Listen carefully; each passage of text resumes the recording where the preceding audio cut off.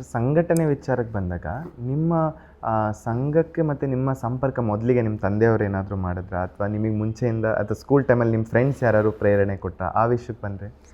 ಬಹುಶಃ ಕರ್ನಾಟಕಕ್ಕೆ ಸಂಘ ಯಾವಾಗ ಬಂತು 40ನೇ ಇಸ್ವಿ, ಆ ಸಂದರ್ಭದಲ್ಲೇ ನಮ್ಮ ಬೆಳವಾಡಿಗೂ ಸಂಘ ಬಂದಿದೆ. ಬಹುಶಃ ಬೇರೆ ಇನ್ನೆಲ್ಲೂ ನಮ್ಮ ಡಿಸ್ಟಿಕ್ಕಲ್ಲಿ ಸಂಘಟನೆದು ಚಟುವಟಿಕೆ ಶುರುವಾಗಿತ್ತು ಇಲ್ಲೋ ಗೊತ್ತಿಲ್ಲ. 40-45ನೇ ಇಸ್ವಿ ಆ ಸಮಯದಲ್ಲೇ ನಮ್ಮ ಬೆಳವಾಡಿಗೂ ಸಂಘ ಬಂದ್ಬಿಡ್ತು. ನಮ್ಮ ಸಂಬಂಧಿಕರು, ನಿಮಗೆ ಚಿಕ್ಕಮಗಳೂರಿನಲ್ಲಿ ಅವರಿದ್ದರು ತಿಪ್ಪೇಸ್ವಾಮಿಗಳು ಅಂತ ಕೇಳಿದ್ದೀನಿ.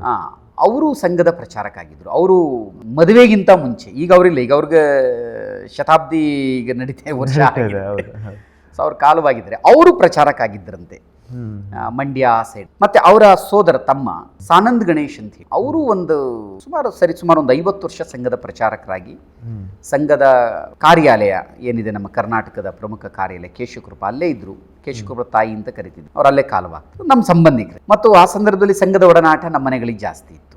ನನ್ನ ಸಹೋದರರೆಲ್ಲ, ನಮ್ಮ ಅಣ್ಣಂದಿರೆಲ್ಲ ಸಂಘದ ಶಾಖೆಗೆ ಹೋಗ್ತಾ ಇದ್ದಂಥವ್ರು. ಸಂಘದ ಪ್ರಚಾರಕರುಗಳು ಯಾರೇ ಬಂದರೂ ನಮ್ಮ ಮನೆಗೆ ಊಟಕ್ಕೆ ಬರ್ತಾ ಇದ್ರು. ಅಂದರೆ ನನ್ನ ಬಾಲ್ಯದಲ್ಲೂ ನಾನು ಗಮನಿಸಿದ್ದು. ಮತ್ತು ನಾವು ಚಿಕ್ಕ ಹುಡುಗರಿದ್ದಾಗ ಅವರೆಲ್ಲ ನಮಗೆ ಶಾಖೆ ಕರ್ಕೊಂಡು ಹೋಗ್ತಿದ್ರು ಆಟಾಡಕ್ಕೆ. ನಮಗೆ ಏನಂದ್ರೆ ಆಟ ಬೇಕಷ್ಟೇ, ಅಲ್ಲಿ ಬೇರೆ ಇನ್ನೇನಿಲ್ಲ.